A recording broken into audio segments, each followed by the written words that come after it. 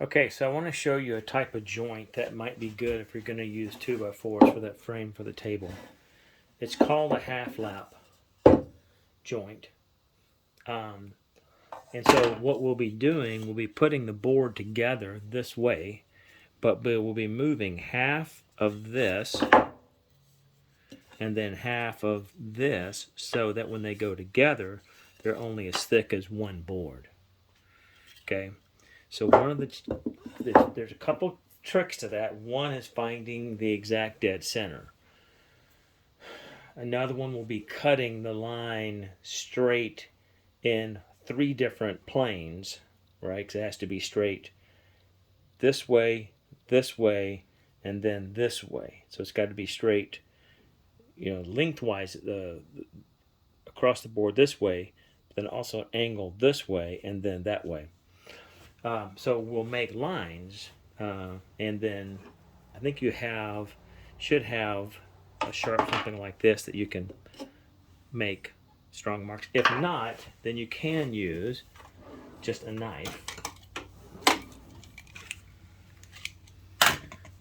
or you can even use a pocket knife, or something.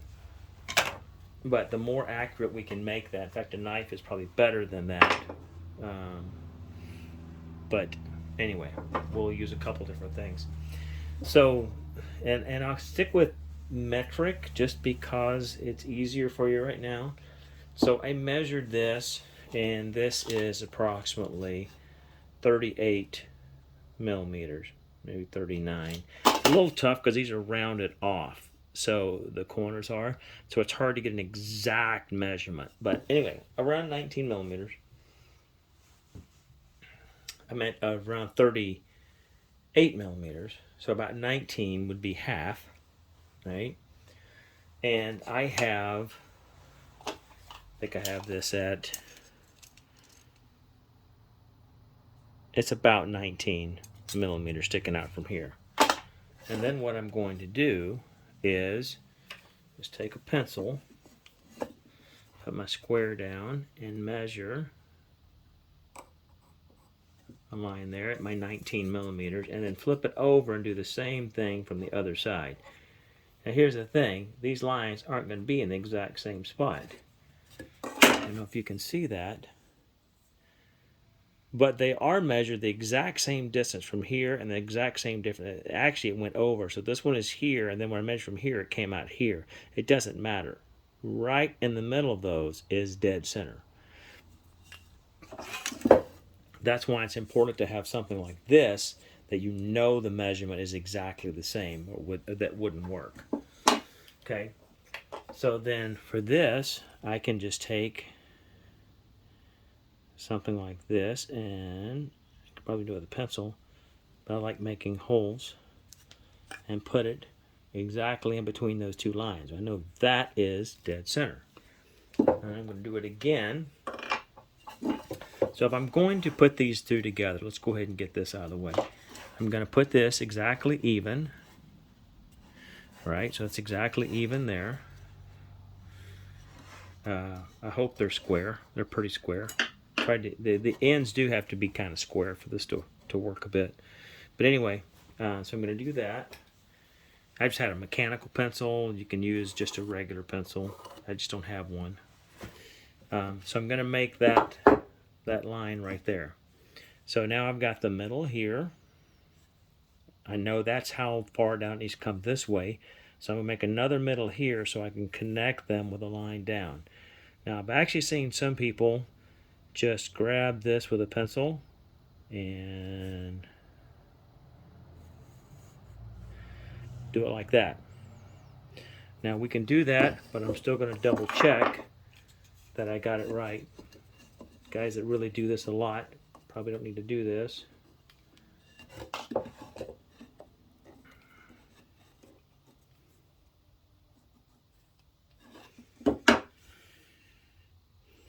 If it's off by less than 1/3 of a millimeter. It's pretty much spot on. Okay, so that's my halfway spot. That's how wide this is. And now I'm going to do another halfway on this side.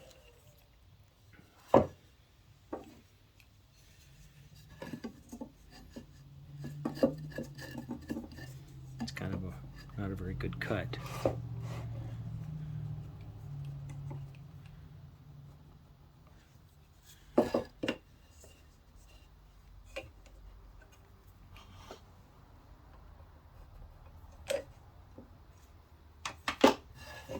Okay, and I'm going to do it the quick way. Just do that. Okay, so I know that line, and that line, and now I've got the same thing here, and I'm going to connect these two. See, I need to connect there to there across here. I'm going to use a ruler or something.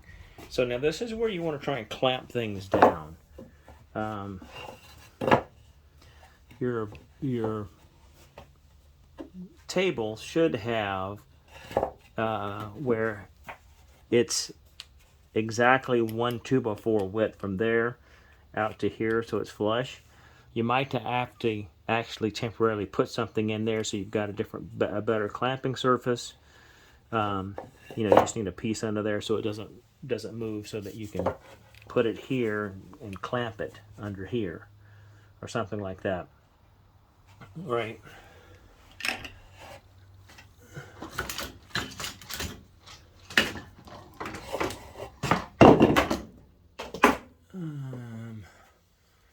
What do I have for clamps?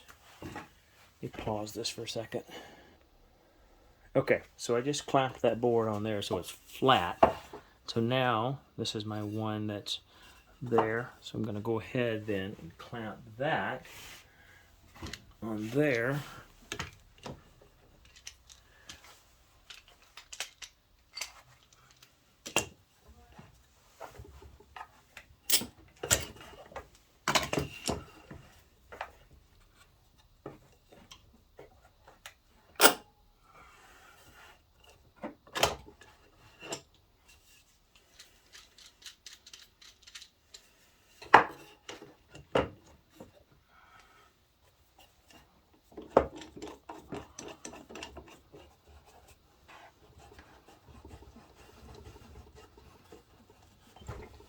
And now that's not going anywhere.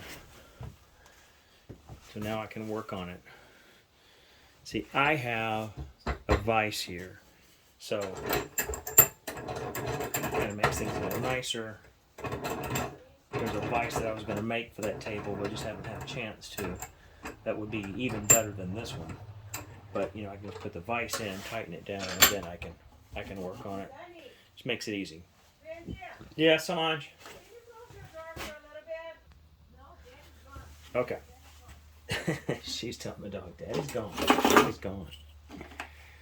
Okay, so I've got my line right there, and I've got my line right there.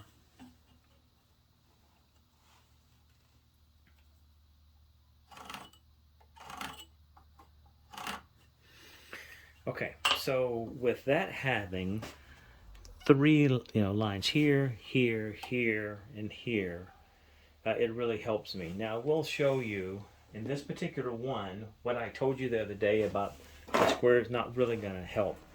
But a lot of times if I am trying to cut something, see, I'm using this type of saw, it's really tall, but if I have to cut straight, I will hold this like this, and I cut this like this, because see, you can see if that's straight, you can see when you're leaning it and when you're parallel. So I will hold this up to hold my wood down or something like that. Okay. Now this way, because I have a line here, and a line here, if I keep all three of those lines straight and I keep my saw exactly on them, then it should work. Now the other thing to keep in mind is the saw has a width, right? So some of the wood's going to go away. So if I cut exactly on the line, I'm also going to cut some of what I need to keep. So I'm going to cut always on the waist side. So I'm touching the line, but I'm on the waist side. So this side here is the side that's coming out. So I will cut just touching the line, a little bit onto the line, but just touching the line on this side. So when I get done, you actually should be able to see part of the line. Okay, so now I'm going to show you a couple of different saw things. Better if you go to the side here. So this is one of those saws you have, and I don't know, mine's not very clean, not very good. But this one cuts on the push. Oh, it's kind of loose.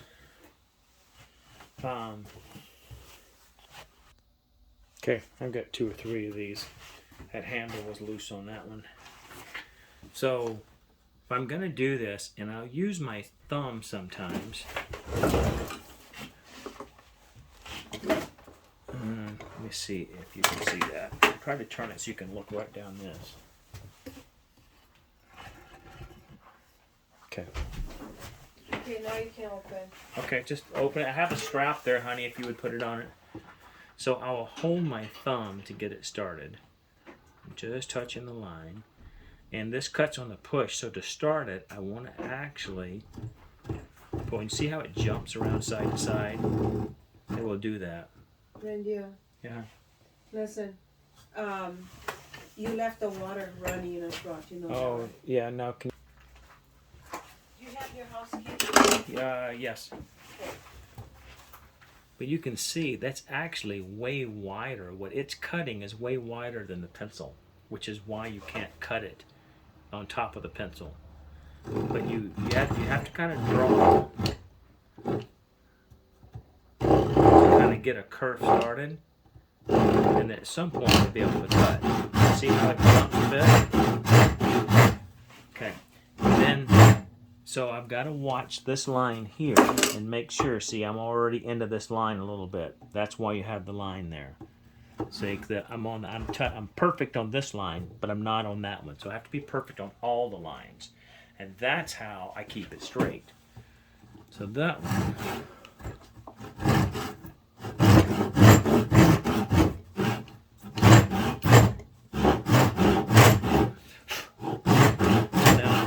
My saw down. I started like this at an angle to get it started. Now I'm dropping it down. I'm going to bring my slot all the way across. Okay. So now I've got a curve all the way across, and I'm just perfect on this line. So that's why the 3 lines are. In mathematics, if I have a line, a dot here, a dot here, and a dot here, and I draw a line through them, straight through them, it has to be a straight line going in a particular direction, right? That 3 dots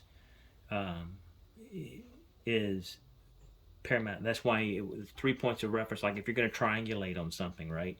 You take a reading from here and you take a reading from here, and that's a cross spot. But if you get the 3rd reading and draw that line, that 3 times your 3 points, you're going to an exact spot. So that's why that is like that. Okay, so now I can just keep going.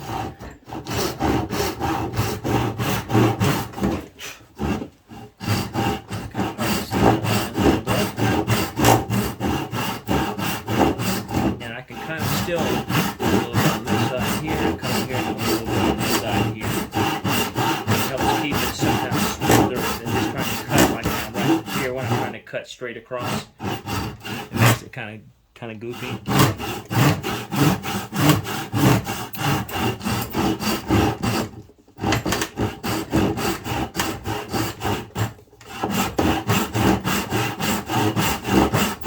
Okay, so that's this saw, and that's the way that would work. Take this vise off here and keep hitting it.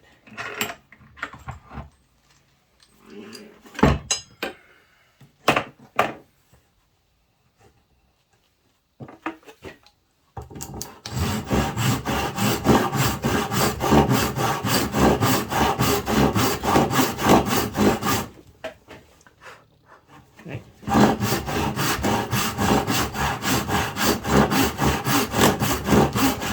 Well, I'll leave it learning. You can see how long it takes.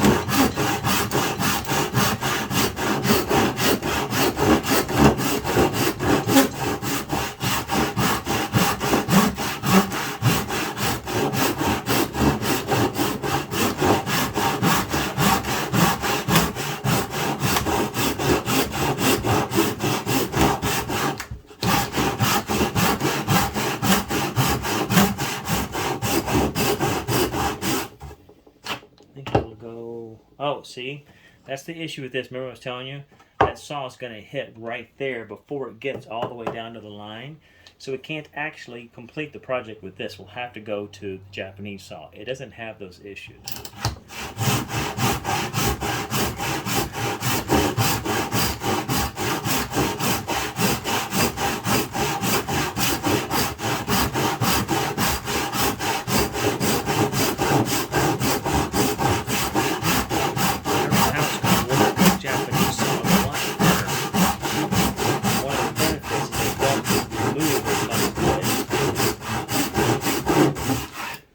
So I'm going to go ahead and take my mark around the side so I know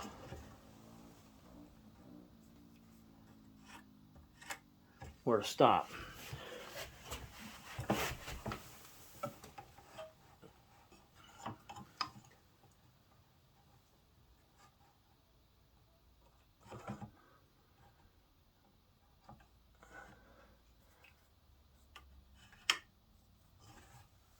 Okay. So now I've taken that around to the side, so I see exactly where to stop. Now at my angle like this, I can actually get down to the line, but in the middle I won't be able to. That's probably still the better way to go. Probably should have used another saw, but I didn't.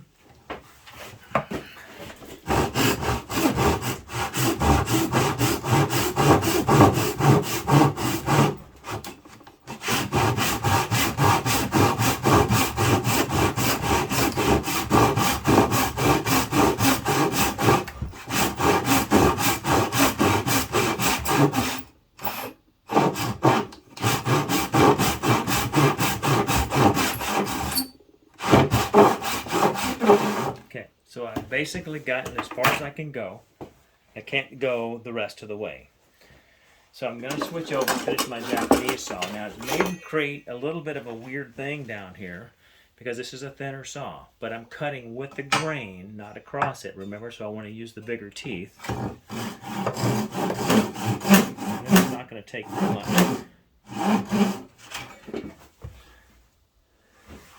I think that's actually it. Okay, so I think that's it. So now I'm going to unclamp this. Oops.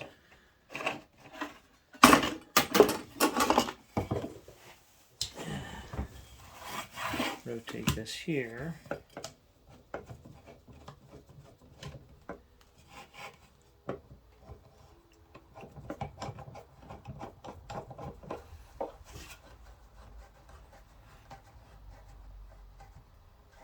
Okay, so now, just make sure, okay. And see, and I got off my line here. I'm going to have to go back and fix this. I quit looking once I got about halfway down. But see, it's on the line here, it's on the line here, but it's not over here. So I'm going to have to remove some with a knife or chisel or something over here. Okay, there's a good example of why to keep watching. Alright, so I'm going to go ahead and put an X on this, so don't forget, this is the waste piece, it's what's coming out. Okay, now this is a cross, so I'm going to use the Japanese saw, I'm going to use the fine teeth, and this one cuts on the pull, and again, don't cut on the line.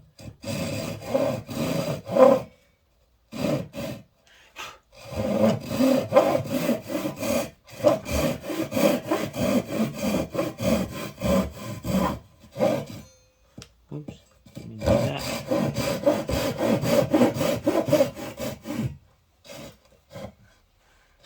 See, I'm not paying attention, so I got off my line there. Now it's in the waist, so it's okay.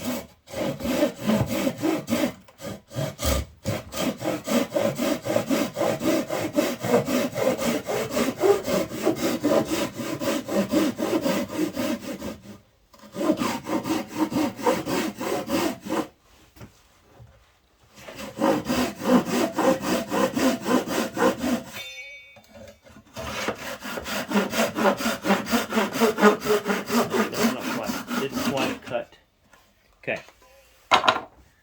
So that, except for right here, where I'm going to be off. So you can see right here, there's my line, and there's wood next to my line. Now right here, you can still see the line. Right here, you can still see the line all the way down. And here, you can still see just a little bit of the line all the way across. So, it's really good, except for right here.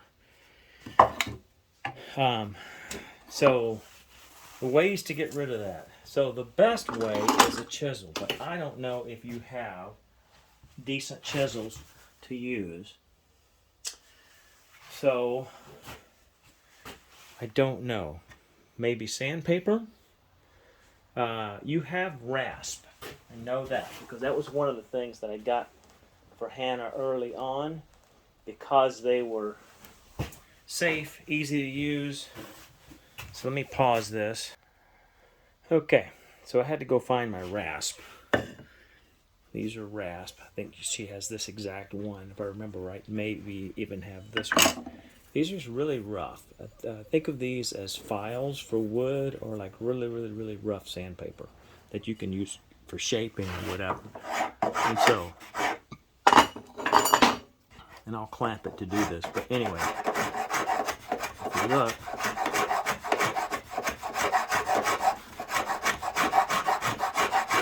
and the sandpaper will really round things off because this is rigid. It won't round it off as much. And then you can even come in here and true these up a little bit like that. If those are off a little bit, you can use the rasp for a lot of those things. Works a lot better clamped down.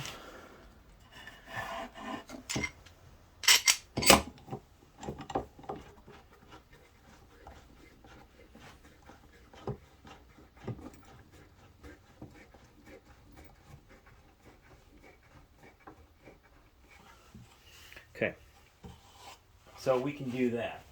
Now the other thing that I do not believe that you have a good enough version to do is a chisel.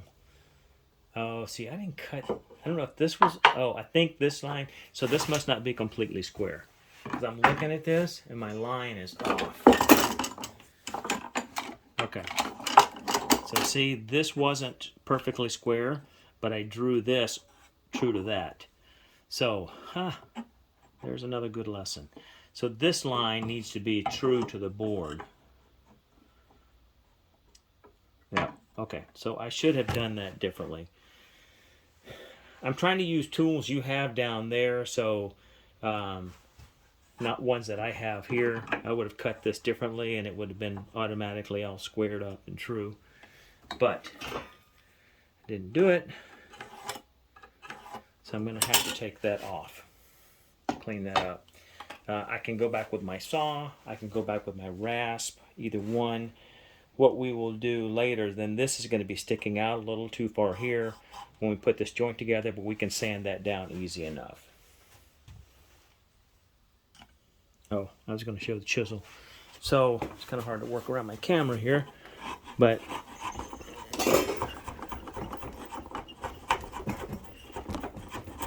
see that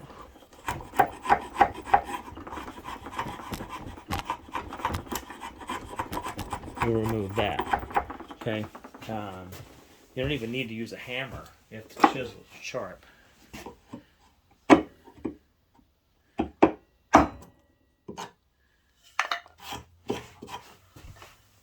Okay, and that is almost there. I mean, that literally is almost there. I can take this.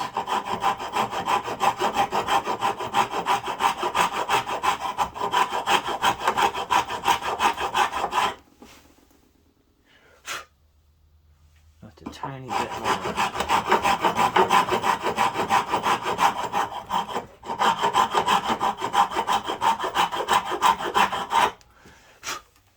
Okay.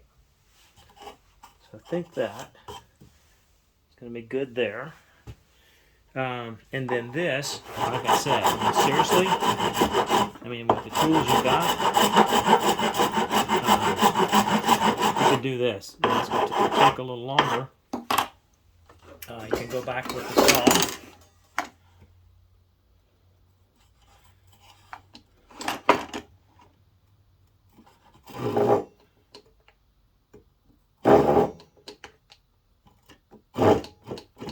See, it's sometimes very hard to start.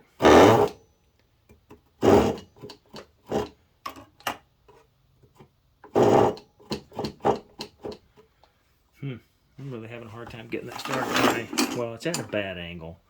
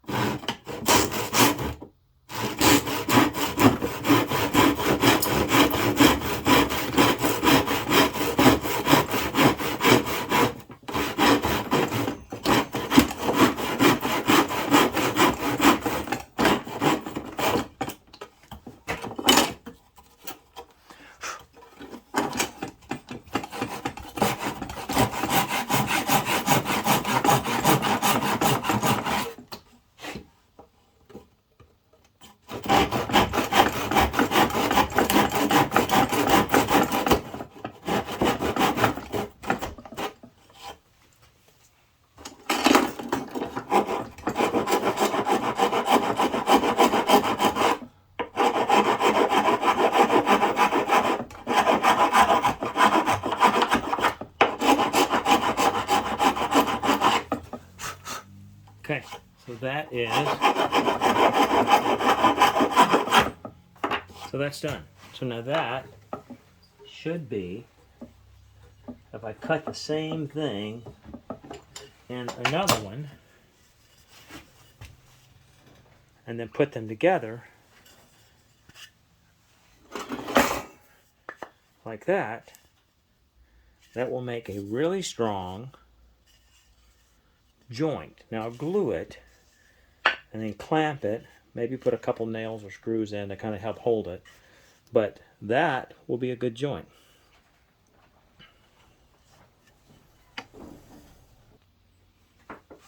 Okay, so I'm actually taking my knife and cutting, whoopsie, it's already off, across the end there to help get that saw started. Okay, so I need to move the camera so that I can work. I'd like to keep it where you can still see. Because whether I do this well or mess it up, either one you can learn from, right? You don't only learn from perfect jobs that somebody did perfectly. And I'm not very good at this anyway, so I probably make more mistakes than I do right.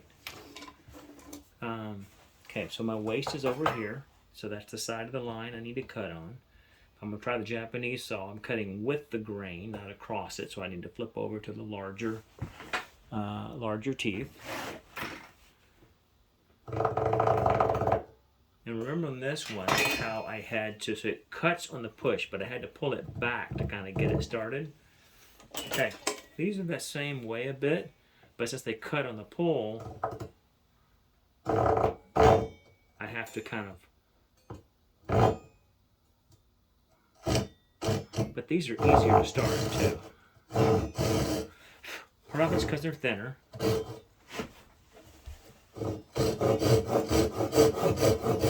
Making sure I get started on the waist side of my line.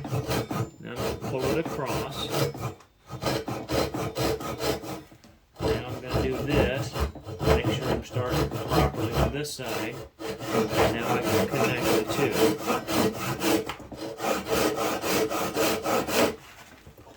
And I'm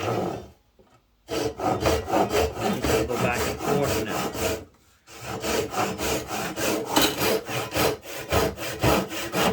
This one I use almost like a seesaw. On this side, keep it nice and pulling nice and straight. Go back on this side.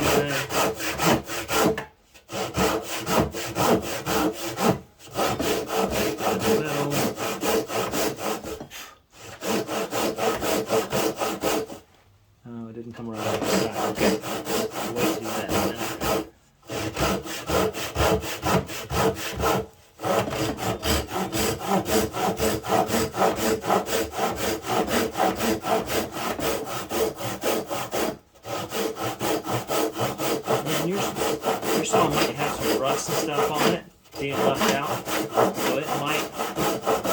pull up and hang up and do things different that mine's not doing.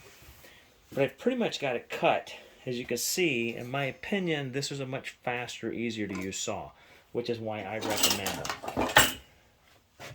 But that being said, there's a lot of really good people that disagree with me. Well, how can I cut that across there? I can't really get my square on there. Okay. I'm going to use the table, hopefully it's square on the end. Better to do this when I can lay things down and actually get it square and know my lines are straight. Okay, so bigger teeth.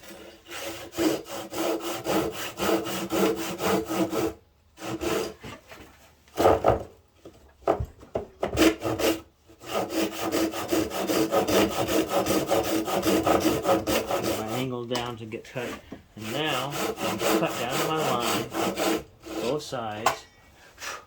Now I just got to connect it.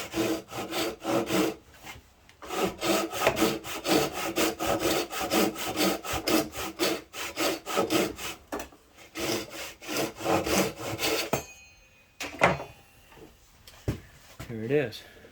Let's take it out of the clamp, see if I did a better job staying with two of my line. So I didn't do as bad this time. I did cut my line. So the other one, I was just completely away from it. Yeah, see, I started, you can see it right here. See, when I wasn't, I guess probably when I was leaned over and pulling, kind of pulling to the side, right? When I was leaned in a weird angle. If you stay back from it, so you can just pull straight, you tend to do this, but see, my line comes down and curves this way. Now, see, you can see my line right there. So I started out over here on my line. I did really good until I got right here. And then I'm talking, not paying attention, and I start cutting wrong. Okay, we're trying to figure it out. Repair it as we go. But anyway, the good news is you get to find out a lot of what not to do. I usually do these with, power saw, so I don't really have any of these. These issues aren't ones that I normally have to deal with.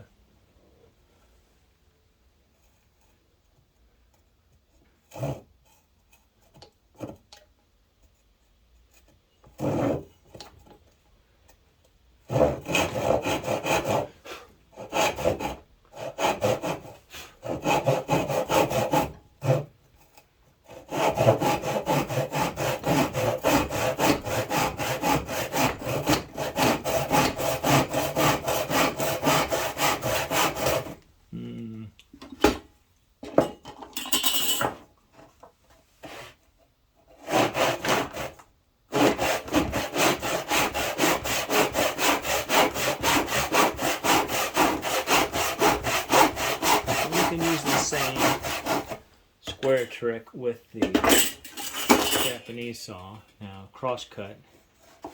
Mine is actually easier. And I can see if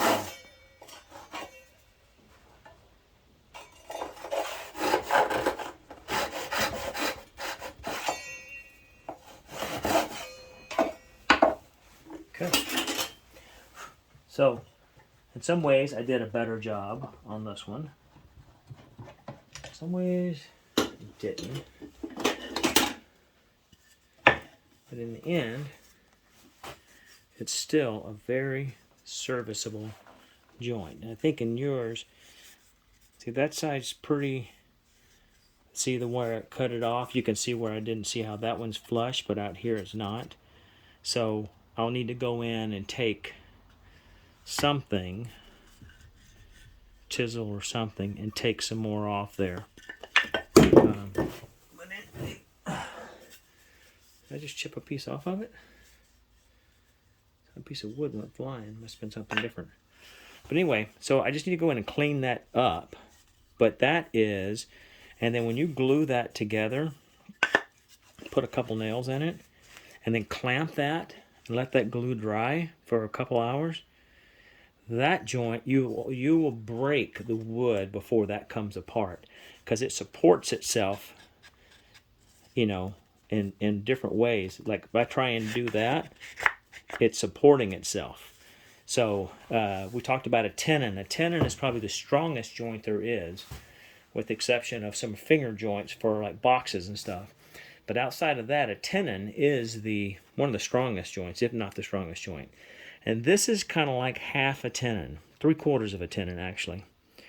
So that's why it's such a good joint. If you glue that together, put a couple, 3 or 4 nails in it, and then clamp it, that will be a permanent joint.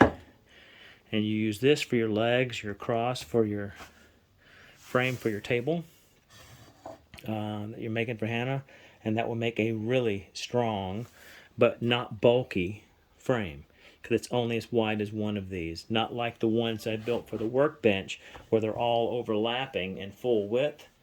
They really stick out a lot more. Okay, so but anyway, that's a very strong, way stronger than these joints, although I did glue them so the glue should hold. But the joint itself is not as strong on the bench with the overlapping like that, because these are interlocking. Okay. All right. So there you go. That's 37 minutes. Holy smokes.